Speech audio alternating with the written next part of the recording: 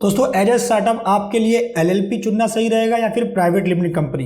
तो दोस्तों मैं आपको बताने वाला हूं डिटेल में कि दोनों में बेसिकली डिफरेंसेस क्या है, दोनों में सिमिलरिटीज क्या है और दोस्तों आपके लिए क्या बेनिफिशियल रहेगा। नमस्कार दोस्तों, मैं हूं दीपक बैसला और दोस्तों ये वीडियो आपके लिए काफी हेल्पफुल होने वाली है, कृपया इसे एंड तक देखें।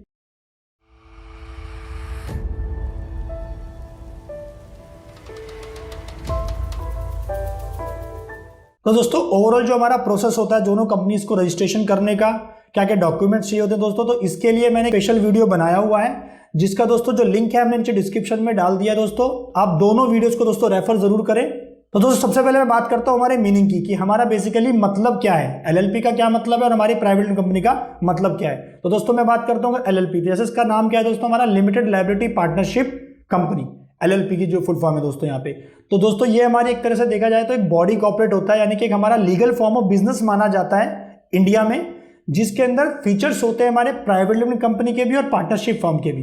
यानी कि इन दोनों के अगर मैं फीचर्स को मर्ज कर दूं थोड़े थोड़े फीचर्स को, तो हमारा क्या बनता है एलएलपी, यानी कि लिमिटेड लायबिलिटी पार्टनरशिप हमारी बनती है। और दोस्तों एलएलपी जो होती है हमारी वो एलएलपी एक्ट के हिसाब से बनाई जाती है, हमारा एलएलपी एक्ट 2008 के हिसाब से। अब दोस्तों अगर मैं बात करूं यहाँ पे प्राइवेट कंपनी के मतलब का, तो प्राइवेट कंपनी मेरी क्या होती है, बेसिकली एक कंपनी होती है जो कि प्राइवेटली ओन्ड होती है शेयर्स के द्वारा, यानी कि जिसके जो शेयर्स होते हैं दोस्तों वो हमारे जनरल पब्लिक को हमारे स्टॉक एक्सचेंज पे वो अवेलेबल नहीं होते हैं ट्रेड करने के लिए, यानी कि उनके जो शेयर्स जो ट्रेड होते हैं वो ओन्ड होते हैं, वो इंटरनली आपस में मेंबर्स में ही होते हैं और उसके अंदर दोस्तों कोई भी हमारा गवर्नमेंट का इंटरफेरेंस नहीं होता है। और दोस्तों जो हमारी प्राइवेट कंपनी बनाई जाती है वो हमारे कंपनीज एक्ट 2013 के हिसाब से रेगुलेट होती है, बनाई जाती है। दोस्तों अगर मैं बात करूं यहाँ पे सिमिलरिटी की कि हमारी जो एलएलपी और प्राइवेट कंपनी बेसिकली सिमिलरिटी क्या है, दोस्तों सिमिलरिटी ये है कि दोनों ही हमारे एक लीगल फॉर्म ऑफ बिजनेस है, दोनों के दोनों।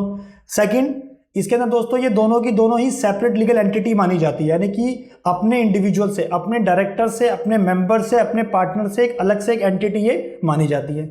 तीसरा दोस्तों यहाँ पे सिमिलरिटी दोनों में क्या है, दोनों ही के अंदर क्या होता है, हमारी लिमिटेड लायबिलिटी होती है हमारे पार्टनर्स की, डायरेक्टर्स की और मेंबर्स की।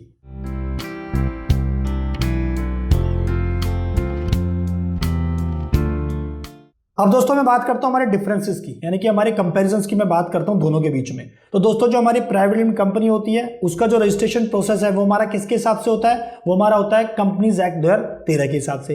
अगर मैं बात करता हूं यहाँ पे दोस्तों एलएलपी की, तो एलएलपी का जो हमारा रजिस्ट्रेशन प्रोसेस है वो हमारा किसमें डिफाइंड है, एलएलपी एक्ट 2008 के अंदर डिफाइंड है। नेक्स्ट दोस्तों मैं बात करता हूं हमारे डायरेक्टर्स की कि हमें कम से कम minimum number of requirement of directors कितनी है। अगर मैं बात करता हूं प्राइवेट लिमिटेड कंपनी के अंदर, तो दोस्तों हमें चाहिए कम से कम 2 डायरेक्टर्स हमें चाहिए प्राइवेट कंपनी बनाने के लिए, और मैक्सिमम जिसकी लिमिट दोस्तों कितनी हो सकती है, 15 हो सकती है। लेकिन अगर मैं बात करता हूं एलएलपी के केस में, तो हमें वहां पे डेजिग्नेटेड पार्टनर्स कितने चाहिए, कम से कम 2 चाहिए, और यहाँ पे दोस्तों जो मैक्सिमम लिमिट है वो यहाँ पे नॉट एप्लीकेबल है। नेक्स्ट पॉइंट दोस्तों मैं बात करता हूं मेंबर्स की, हमें बेसिकली प्राइवेट में कंपनी के केस में चाहिए कम से कम 2 मेंबर मिनिमम होने चाहिए, और मैक्सिमम दोस्तों हमारे 200 हो सकते हैं। एलएलपी के केस में बात करूं दोस्तों तो कम से कम हमारे 2 होने चाहिए, मैक्सिमम की कोई लिमिट नहीं है। अब दोस्तों मैं बात करता हूं हमारे कैपिटल रिक्वायरमेंट की, तो दोनों ही केसेस के अंदर में दोस्तों मिनिमम कैपिटल रिक्वायरमेंट की कोई यहाँ पे आवश्यकता नहीं है, एज सच कोई डिफाइन नहीं है कि आपको कम से कम इतने पैसे ही डालने पड़ेंगे, प्राइवेट लिमिटेड हो या फिर एलएलपी हो। अब दोस्तों नेक्स्ट पॉइंट की मैं बात करता हूं ओनरशिप की। बेसिकली प्राइवेट कंपनी के इसमें दोस्तों क्या होता है, जो हमारी ओनरशिप होती है, यानी कि जो हमारे ओनर्स होते हैं और जो हमारी मैनेजमेंट होती है दोस्तों, वो दोनों अलग हो सकते हैं, यानी कि वहां पे क्लियरली हमें डिफरेंस पता लगता है कि ये हमारे शेयर होल्डर्स हैं और ये हमारे डायरेक्टर्स हैं। अब दोस्तों लेकिन मैं बात करूं यहाँ पे एलएलपी के केस में, तो एलएलपी के केस में जो हमारे डेजिग्नेटेड पार्टनर्स होते हैं, तो दोस्तों वही मैनेजमेंट अपने पास रखते हैं और साथ में ओनरशिप भी उन्हीं के पास होती है। अगला पॉइंट दोस्तों हमारे पास है डिफरेंस इन नेमिंग। बेसिकली जो हमारी प्राइवेट कंपनी होती है दोस्तों उसके पीछे पीवीटी एलटीडी लिखा होता है, यानी कि प्राइवेट लिमिटेड कंपनी लिखना मैंडेटरी होता है। ऐसे ही दोस्तों अगर मैं बात करता हूं एलएलपी के केस में, तो कोई भी अगर एलएलपी बनती है तो उसके जो नाम के पीछे दोस्तों में लगाना पड़ता है वो लगाना पड़ता है एलएलपी, यानी कि limited liability partnership company. Example के तौर पे दोस्तों बताता हूं, तो जैसे हमारा हो गया ABC consultancy private limited, ABC consultancy LLP. Next point दोस्तों मैं बात करता हूं हमारे शेयर ट्रांसफर की। बेसिकली प्राइवेट कंपनी के अंदर दोस्तों हम शेयर ट्रांसफर कर सकते हैं, इजीली आराम से कर सकते हैं एक दूसरे के नाम पे ट्रांसफर करके, लेकिन एज सच हमारा एलएलपी के अंदर ये कॉन्सेप्ट नहीं होता है। नेक्स्ट पॉइंट दोस्तों मेरे पास है स्टैच्यूटरी ऑडिट, यानी कि इन केस अगर आपकी प्राइवेट कंपनी है तो इर्रिस्पेक्टिव चाहे आपकी 0 रुपए की टर्नओवर है, चाहे आपकी 50 करोड़ की टर्नओवर है, चाहे आपकी 100 करोड़ की टर्नओवर है, दोस्तों आपको statutory audit as per companies act mandatory होता है, यानी कि आपको स्टैच्यूटरी ऑडिट कराना ही कराना है, चाहे टर्नओवर आपकी 1 रुपए की हो चाहे 100 करोड़ की हो। लेकिन दोस्तों यहाँ पे मैं बात करूं स्टैच्यूटरी ऑडिट एलएलपी के केस में, तो दोस्तों वहां पे मैंडेटरी नहीं होता है। मैंडेटरी की प्रोविजन दोस्तों तब आता है जब पार्टनर्स का जो कैपिटल कंट्रीब्यूशन है वो 25 लाख से ज्यादा और जो एनुअल टर्नओवर है दोस्तों वो 40 लाख से ज्यादा होती है।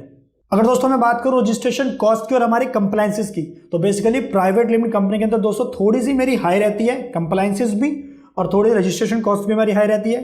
एलएलपी के केस में दोनों ही एज कंपेयर टू दोस्तों प्राइवेट में थोड़ा सा हमारा कम रहती है। अब मैं दोस्तों नेक्स्ट पॉइंट की बात करता हूं टैक्स सिनेरियो।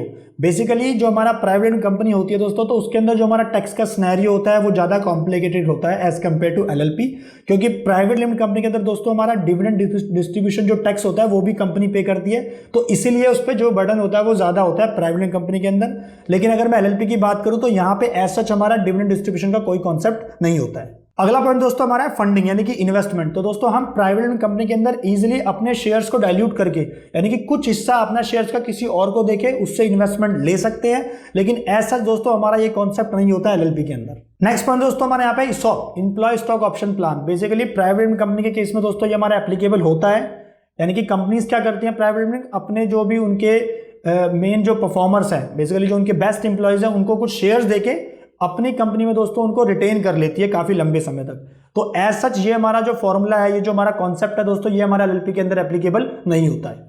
दोस्तों अब मैं बात करता हूं ट्रांसफरेबिलिटी ऑफ बिजनेस की, यानी कि क्या जो हमारा प्राइवेट कंपनी के अंदर बिजनेस चल रहा है क्या उसको इजीली ट्रांसफर कर सकते हैं। तो दोस्तों इसका आंसर है यस, हम इजीली जो अपने शेयर्स यानी कि जो उसके ओनर्स हैं उनको किसी और के नाम पे ट्रांसफर करके डायरेक्टर्स को चेंज करके इजीली जो कंपनी है, कंपनी का नेम सेम रहेगा, वो private company same as it is दूसरे को ट्रांसफर हो जाएगी। लेकिन दोस्तों एज सच हम एलएलपी के केस में ये सब चीजें नहीं कर सकते हैं।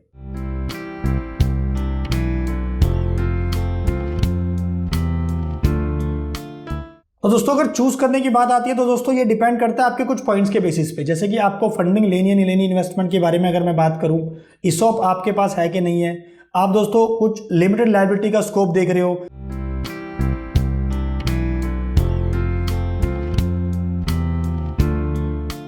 आई होप दोस्तों ये वीडियो आपको पसंद आई होगी, और दोस्तों इस वीडियो से रिलेटेड या इस टॉपिक से रिलेटेड आपको कुछ भी क्वेरी है तो आप नीचे कमेंट बॉक्स में डाल सकते हैं, हमारी टीम आप तक पहुंच के उस पर रिप्लाई करेगी दोस्तों। और दोस्तों हाँ, इस वीडियो ने आपको कुछ ना कुछ एक वैल्यूएबल इंफॉर्मेशन दी होगी, कुछ ना कुछ सॉल्यूशन प्रोवाइड किया होगा, इसलिए दोस्तों इस हमारी वीडियो को लाइक करें, शेयर करें, और दोस्तों चैनल को ज्यादा से ज्यादा सब्सक्राइब आपने करना है, नीचे लाल बटन है उसको दबाएं ताकि ऐसे ही इंफॉर्मेटिव वीडियो आपको टाइम पे मिलती रहे। Thank you.